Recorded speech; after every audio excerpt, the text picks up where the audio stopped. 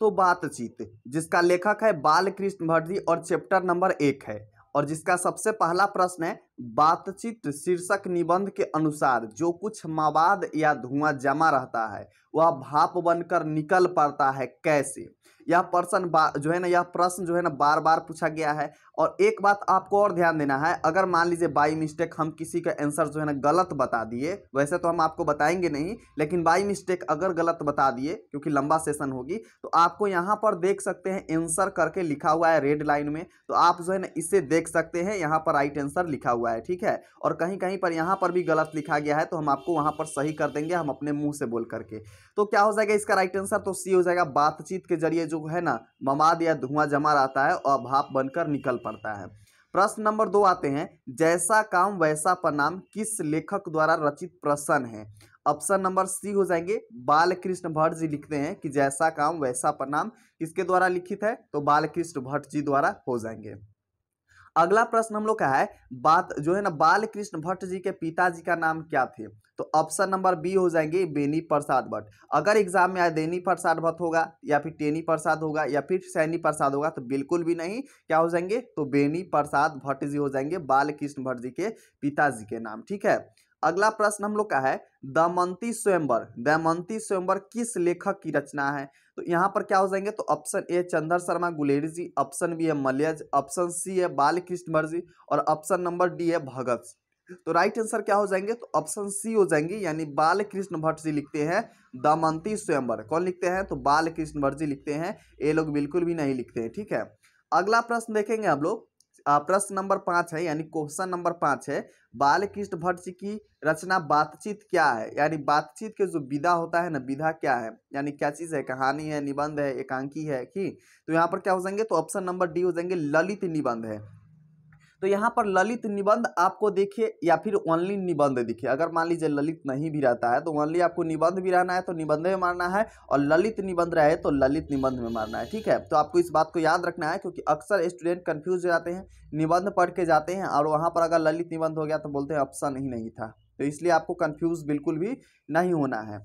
अगला प्रश्न हम लोग के है, बालकृष्ण भट्ट जी किस युग के निबंधकार थे, ऑप्शन नंबर बी हो जाएंगे भारतेंदु युग के। किस युग के हो जाएंगे, भारतेंदु युग के हो जाएंगे बालकृष्ण भट्ट जी निबंधकार। अगला प्रश्न हम लोग का है, बालकृष्ण भट्ट का जन्म हुआ था, तो ऑप्शन नंबर बी हो जाएंगे 23 जून 1844 ईस्वी को बालकृष्ण भट्ट जी का जन्म हुआ था। कब हुआ था, 23 जून 1844 ईस्वी को हुआ था, ठीक है। अगला प्रश्न हम लोग का है, स्वेग्ता स्वयंवर रचना है, स्वेग्ता स्वयंवर जो है ना किसकी रचना है, तो ऑप्शन ए है बालकृष्ण भट्ट जी का, तो बिल्कुल भी नहीं है। जब आप बुक में अच्छे से लेखक परिचय पढ़ेंगे ना, जैसे हम आपको पढ़ा रहे थे उस वाले वीडियो को देख लीजिएगा, या फिर आप अभी अपना बुक लेकर देखिएगा, तो वहाँ पर आपको बालकृष्ण भट्ट जी ओनली जो है ना दमयंती स्वयंवर लिखे हुए हैं।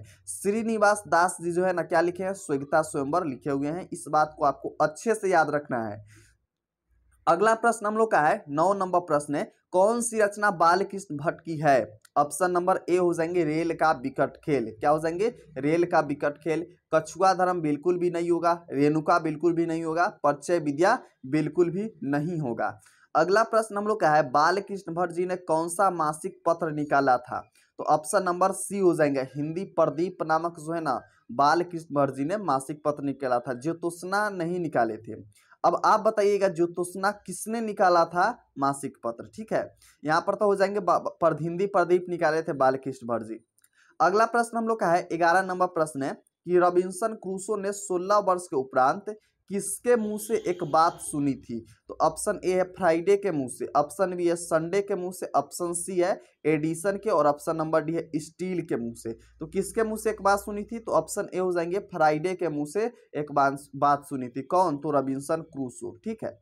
अगला प्रश्न हम लोग का है, बातचीत शीर्षक निबंध के निबंधकार है, ऑप्शन नंबर डी हो जाएंगे बातचीत जो है ना चैप्टर कौन लिखे हुए हैं, तो बालकृष्ण भट्ट जी लिखे हुए हैं। कहते नहीं है कि रामायण खत्म हो गया और सीता का पता नहीं, वही हम लोग 12 क्वेश्चन देख लिया, अभी ये नहीं पता है कि बालकृष्ण भट्ट जी किस चैप्टर का लेखक है। तो आपको याद हो गया ना बातचीत का लेखक कौन है, तो बालकृष्ण भट्ट जी हो जाएंगे।